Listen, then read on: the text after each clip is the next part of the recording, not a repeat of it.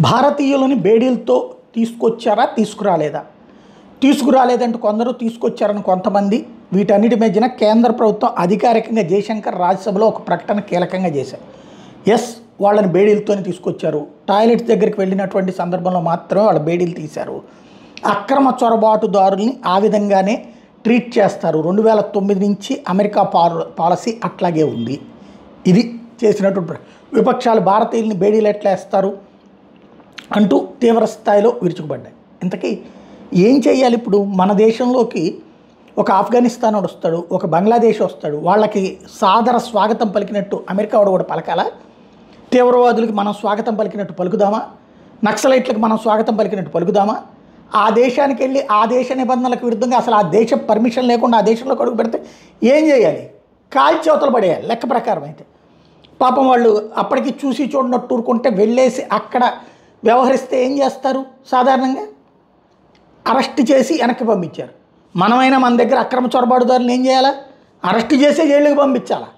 జైలుకి పంపించి అక్కడి నుంచి డిపోర్ట్ చేయాలా? అమెరికా చేసిన తప్పని ఎట్టండి, మన భారతీయుడే కరెక్ట్. ఎస్, భారతీయుడు ఎట్టండి తప్పుడు పని చేయమన్నారా? భారతీయుడు కాబట్టి రేప్ చేస్తే ఒప్పుకుందామా? భారతీయుడు కాబట్టి తప్పు చేస్తాడంటే ఒప్పుకుందామా? ఆ దేశ నిబంధనలకు విరుద్ధంగా వ్యవహరించి ఆ దేశంలోకి అక్రమంగా చొరబడి చొరబాటుదారుడిగా కూర్చుని నీ దేశం పరువు తీసిన వెదవాడు, నీ దేశం పరువు తీసాడాడు. అక్కడికి వెళ్ళి తప్పుడు పని చేశాడంటే, అక్రమంగా చొరబడ్డాడంటే తప్పుడు పని చేసినట్టు. పాకిస్తానుడు ఏం చేస్తాడు? బొక్కలో దోస్తాడు. పాకిస్తానుడు మన దగ్గరకు వస్తే ఏం చేస్తాం? బొక్కలో దోస్తాం.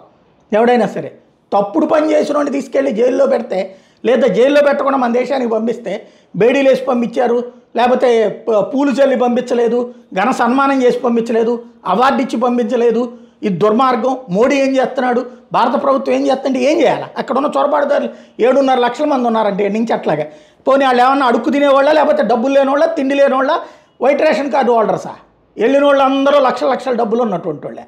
తప్పుడు మార్గం అని తెలిసి తప్పుడు పని చేసిన వాళ్ళు, తప్పుడు మార్గం అని తెలిసి వెళ్ళినటువంటి వాళ్ళు, డంకీ రూట్లో పోయినటువంటి వాళ్ళు, వాళ్ళని ఏం చేయాలా? రూల్గానే ఉంటుంది. మన దేశంలో వాళ్ళని కూడా అట్టగ తరిమేమని అడుగు, బంగ్లాదేశ్ ఉన్నట్ట తరిమేమని అడుగు, పాకిస్తాన్ ఉన్నట్ట తరిమేమని అడుగు, ఆఫ్ఘనిస్తాన్ ఉన్నట్ట తరిమేమని అడుగు, బర్మా ఉన్నట్ట తరిమేమని అడుగు. అది అప్పుడు దేశభక్తి. అంతేగాని మనోడు ఏదో పని చేస్తే కాపాడదాం, మన దేశంలో ఉన్నటువంటి వెధవల్ని కాపాడదాం అనేటటువంటి అవసరమైతే లేదు నిజంగా దేశభక్తి ఉంటే.